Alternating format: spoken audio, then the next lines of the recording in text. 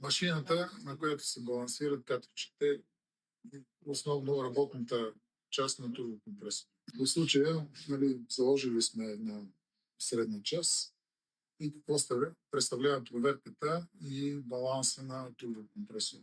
Както се вижда, на тази машина се залага работната част на турбокомпресора при условия, които са близки до тези на двигателя. Какво имам предвид? Че се подава масло с налягане, което е необходимо за турбокомпресора. Ето тук на дисплея е изписано какво е налягането на маслото, което е необходимо за турбокомпресора. Между 3 и 4,5 атмосфери. Това означава, че такова налягане, това е работно налягане и за самите двигатели.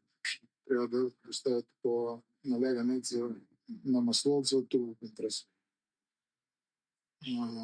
Съответно, температурата на маслото трябва да е също в работен режим. 50-60 градуса е тук в случая за тази машина, което е абсолютно достатъчно, тъй като при двигателите тази работна температура достига и до 120 градуса. Първото нещо, което трябва да направим е да проследим движението на кръста, се прави на оборотите на които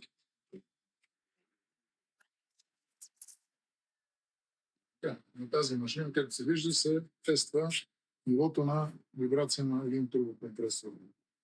Тук се извършва и самия баланс на турбокомпресора, за което съответно след това се издава сертификат, който служи за гаранционна карта за това, което ние издаваме като ремонтиран турбокомпресор.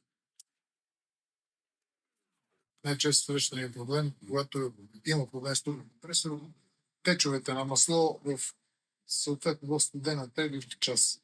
Тук, както се вижда, съответно е нова част, няма такъв теч.